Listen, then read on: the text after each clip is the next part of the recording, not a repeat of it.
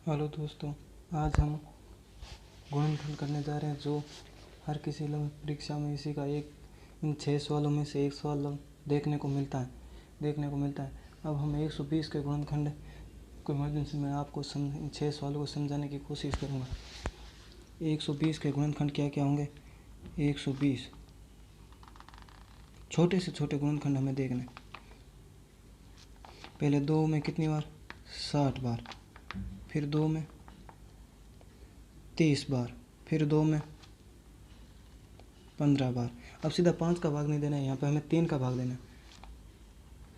3 5 बार। अब 5 का 5 में एक बार 1, तब इसके भी 120 के गुणनखंड कौन कितने हुए। 2 की घात कितनी है, 1 2 3। 3 की घात कितनी है, 1। 5 की घात 1। ये इसके गुणनखंड हो गए। इसी प्रकार हम अब पहले सवाल को करते हैं। पहले सवाल में क्या पूछा गया है। पहले सवाल 120 के कुल अभाज्य गुणनखंड कितने होंगे। अभाज्य गुणनखंड यानी मतलब ये कितनी बार कितनी बार करना है। इसके लिए हमें सबसे पहले इन घातों को जोड़ना है। 3 + 1 बराबर 5, या आप यहाँ पे सीधे जोड़ सकते हैं। 1 2 3 4 5, ये 5 होते हैं। अब दूसरा क्या कह रहा है। दूसरा 120 के विभिन्न गुणनखंड यानी किन किन एक संख्या को केवल एक बार ही गिनना है। जिस प्रकार ये लिखा हुआ ना, 2 की घात 3, 3 की घात 1, 5। इसमें हमें केवल 2 को जोड़ना है, 3 को जोड़ना है, 5 को जोड़ना है, मतलब इनको एक बार जोड़ना है। इसका मतलब क्या हुआ, ये कितने हो गए, 1 2 3। तो इसका उत्तर होगा 3। अब ये कैसा आया, जिस प्रकार 2 से ये भाज्य है, 3 से ये भाज्य है, वह 5 से भाज्य है। इन तीनों को जोड़ने पर 1 2 3, ये 3 इस प्रकार आया।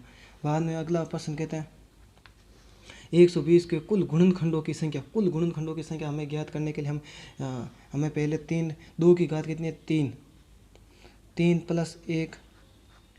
अब 3 की घात कितनी है, 1 है, 1 + 1। और 5 की घात कितनी है, 1 + 1। ये इसका मेथड होता है, ये थोड़ा बहुत हमें दिमाग में रखना पड़ेगा। इसलिए यहाँ पे कितना है, 4 × 2 × 2, ये कुल कितने हो गए, 1 चौक 8 8 2 ना 16, कुल 16 हो गए। अब अगला प्रश्न हमें चौथा प्रश्न क्या कह रहा है कि विषम गुणनखंडों की संख्या ज्ञात कीजिए। सम गुणनखंडों की संख्या।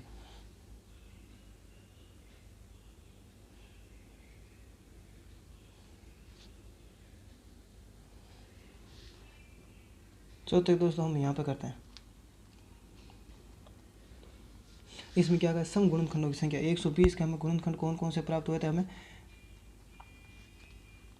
2 की घात 3 × 3 की घात 1 × 5 की घात 1।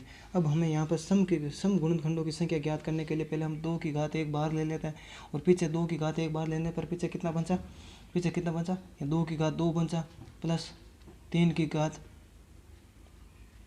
1 बचा, और 5 की घात 1 बचा। अब हमें ये 2, क्योंकि हमें सम गुणनखंड ज्ञात करना है, इसलिए हमें 2 को तो इसे काट देते हैं, और पीछे जो बचा उसमें हमें घातों को जोड़ना है। सेम उसी प्रकार से जिस प्रकार से हम कुल गुणनखंडों की संख्या ज्ञात की थी, उसी प्रकार से जोड़ने पर 2 + 1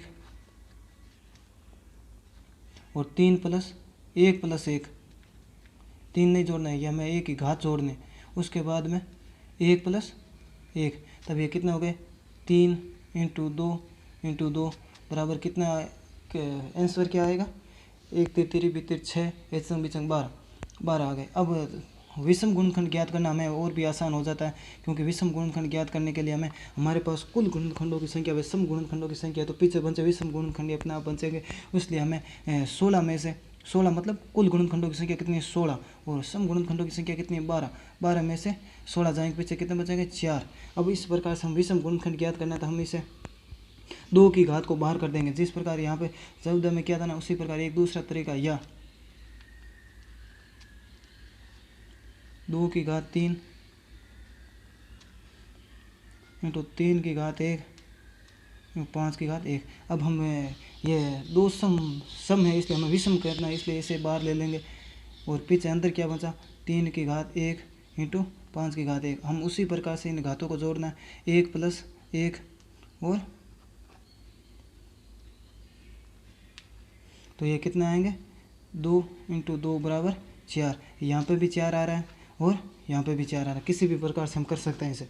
उसके बाद अगला 6वां प्रश्न क्या कहता है, हमें कुल गुणनखंडों की संख्या ज्ञात करनी है। कुल गुणनखंडों की संख्या ज्ञात करने के लिए हमें थोड़ा सा मेथड दिमाग में रखना है कि जिस प्रकार का 120 के गुणनखंड क्या है 2 की घात 3 × 3 की घात 1 × 5 की घात 1। उस प्रकार से इसे अब हमें 0 से ज्ञात करना। अभी इससे हमें जोड़ना घातों के भी, पर इससे थोड़ा सा अलग मेथड होता है। इसमें 2 की घात 0 प्लस 2 की घात 1 प्लस 2 की घात 2 प्लस 2 की घात 3, क्योंकि आगे हमारे पास 3 तक है इसलिए यहाँ तक जोड़ना। उसके बाद में 3 की घात फिर 0 से चालू करना है। इसमें किसी भी संख्या को घात 0 से चालू करनी है प्लस 3 की घात 1। और यहाँ पे भी आगे 5 0 की घात प्लस 5 की घात 1। अब यहाँ पे किसी भी संख्या की घात 0 होने पर उसका आंसर 1 ही आता है। इस प्रकार इसका 1 प्लस 2 प्लस 2 दूना 4 और यहाँ पे आ जाएगा और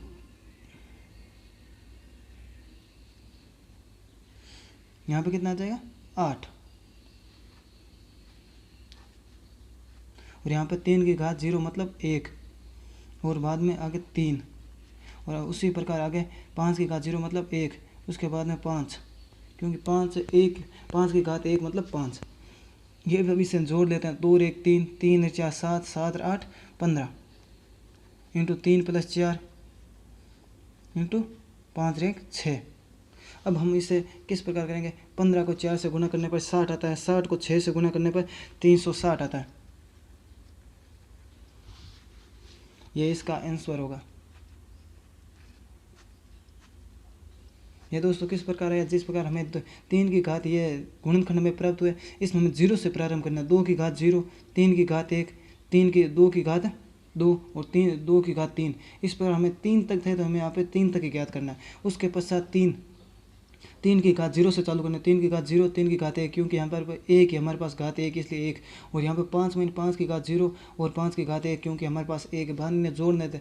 2 की घात 0 का मतलब होता है 1, भान 2 की घात 1 का मतलब होता है 1, 2 की घात 2 का मतलब होता है 4 और 2 की घात 3 का मतलब होता है 8 और 3 की घात 0 का मतलब 1 होता है। किसी भी संख्या की अगर घात 0 हो तो उसका मतलब 1 ही होता है। 3 की घात 1 का मतलब 3 हो गया, 5 की घात 0 उसी प्रकार पहले किया था पीछे 1, उसी प्रकार से हमें 1 ही होगा यहाँ पर। और 5 की घात 1 मतलब 5। उसके बाद हम इन्हें जोड़ लेते हैं। 1 2 3 3 और 4 7, 7 और 8 15, 15 आ गए। और बाद में यहाँ पे 3 और 1 4, 4 आ गए और 5 और 1 6, 6 आ गए। उस प्रकार 15 × और 4 60, 60 × 6 360 उत्तर आते हैं।